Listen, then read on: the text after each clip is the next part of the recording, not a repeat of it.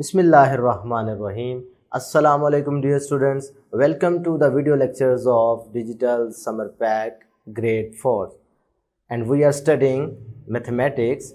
Today our topic is comparing and ordering numbers. तो प्यारे बच्चों, आपको याद है कंपेयरिंग और ऑर्डरिंग नंबर का क्या मतलब होता है? चले मैं रिकॉल करवाता हूँ। कंपेयरिंग का मतलब होता है कि कोई से दो नंबर्स में से आपने ये फाइंड करना है कि कौन सा नंबर बड़ा है और कौन सा नंबर छोटा है, इसे कहते हैं कंपेयरिंग। और ऑर्डरिंग का मतलब होता है कंपेयर किए हुए नंबर्स को अरेंज करना, कि अगर छोटे से छोटी वैल्यू से बड़ी वैल्यू की तरफ अरेंज कर रहे हैं तो वो असेंडिंग ऑर्डर कहलाता है या इंक्रीजिंग ऑर्डर कहते हैं, और अगर बड़ी वाली वैल्यू से छोटे वाली वैल्यू की तरफ अरेंज कर रहे हैं तो उसे हम डिक्रीजिंग ऑर्डर या डिसेंडिंग ऑर्डर कहते हैं। ठीक है, क्वेश्चन नंबर 1 देखें। कहता है compare the numbers and write this symbol और this symbol for the following. और आपको पता है कि ये तीनों सिंबल कंपैरिजन के लिए यूज होते हैं। ये किसके लिए होता है? ग्रेटर देन साबित करने के लिए, ये होता है लेस देन के लिए, और ये होता है इक्वल शो करने के लिए। अब इनमें से मैं आपको एक क्वेश्चन करवा देता हूँ।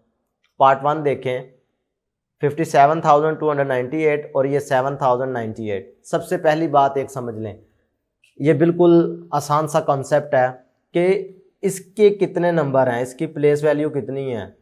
1 2 3 4 चार नंबर हैं इसके, 1 2 3 4 5। इसके ऑलरेडी 5 नंबर हैं। इसको तो आपने सोचने की ज़रूरत ही नहीं है, इधर से पता चल रहा है कि ये नंबर छोटा है और ये नंबर बड़ा है। तो जब बड़े वाला नंबर आपने इधर से पढ़ना लिख रहे होते हैं ना, तो हमने ये बताना है कि 57,298 जो है ग्रेटर देन है 7,098 से। ये तो यहाँ बात क्लियर होगी कि भाई इसके 4 डिजिट थे, इसके 5 डिजिट थे, तो लिहाजा 5 डिजिट वाला बड़ा होगा। अच्छा, पार्ट 2 में अगर देखें आप, पार्ट 2 में अब 5 डिजिट है दोनों तरफ, तो अब कैसे पता चलेगा कौन सा नंबर बड़ा है और कौन सा छोटा? फिर उसी तरीके से आपने लेफ्ट साइड से हमेशा कंपैरिजन स्टार्ट करना होता है। इसकी प्लेस वैल्यू चेक करो 3, इसकी 3, यहाँ पर फैसला नहीं हो सकता। ठीक है, यानी 10,000 वाली प्लेस पे हमने पहले चेक किया तो वहाँ पर ये वैल्यू सेम थी। फिर हम 1000 वाली प्लेस पर आ गए, ये 5 है तो ये भी 5 है, अभी भी मसला हल नहीं हुआ। फिर हम आगे मूव कर गए 100 की तरफ। अब इधर 100 की अगर बात करो तो ये 3 है और ये 1 है, और आपको पता है 3 ग्रेटर देन 1 होता है कि नहीं होता? जल्दी से बताएं। तो अगर ये इधर हमें पता चल गया ना कि ये बड़ा है, तो इसका मतलब है कि ये वाला नंबर भी दिए गए नंबर से बड़ा होगा। तो इसी कॉन्सेप्ट को यूज करते हुए प्यारे बच्चों आपने बकाया पार्ट्स को भी हल करना है। क्वेश्चन नंबर 2 देखें। सारा bot N LCD for ₹48,580 and Sana bot N LCD for ₹45,990। Who spent more amount? भाई जब कभी भी ये मोर लेस वाला वर्ड आ जाए, इससे पता चल रहा होता है कि आपने कंपैरिजन करना है। ठीक है भाई, दो लड़की हैं, दोनों ने LCD खरीदी हैं अलग-अलग। एक ने 48,580 में खरीदी है, दूसरी ने 45,990 में खरीदी है। तो किसने ज़्यादा पैसे खर्च किए हैं ये आपको कैसे पता चलेगा? इन दोनों वैल्यूज़ को कंपेयर करने से। ठीक है, तो आप क्या करेंगे, इन दोनों वैल्यूज़ को मेरे बताए हुए तरीके के मुताबिक कंपेयर करेंगे और आपको पता चल जाएगा कि दोनों में से किस लड़की ने ज़्यादा पैसे इन्वेस्ट किए। क्वेश्चन नंबर 3 पर अगर आ जाएं, arrange the following numbers in ascending and descending order. ये मैं आपको बता चुका हूँ असेंडिंग डिसेंडिंग का मतलब क्या होता है।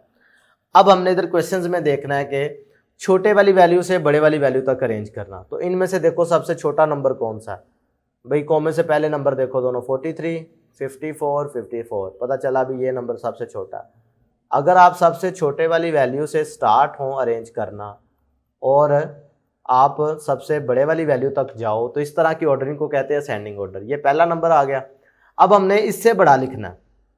ठीक है, तो इन दोनों में से पहले देखो छोटा कौन सा, इन दोनों में से छोटा कौन सा भी? ये 832 है, ये 830 है।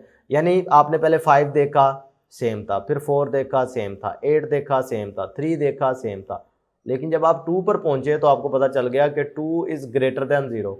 इसका मतलब है ये नंबर इससे छोटा है, लिहाजा ये पहले आ जाएगा 54,830, और जो बकाया रह गया 54,832 ये हम बाद में लिख लेंगे। ये क्या था? Smallest value. ये क्या थी? Greatest value. तो स्मॉलेस्ट से ग्रेटेस्ट तक की अरेंजमेंट जो होती है इसे हम कहते हैं असेंडिंग ऑर्डर। और अगर हम ग्रेटेस्ट से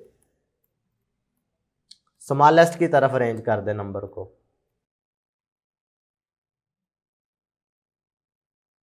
तो इस तरह की ऑर्डरिंग को हम कहते हैं डिसेंडिंग ऑर्डर।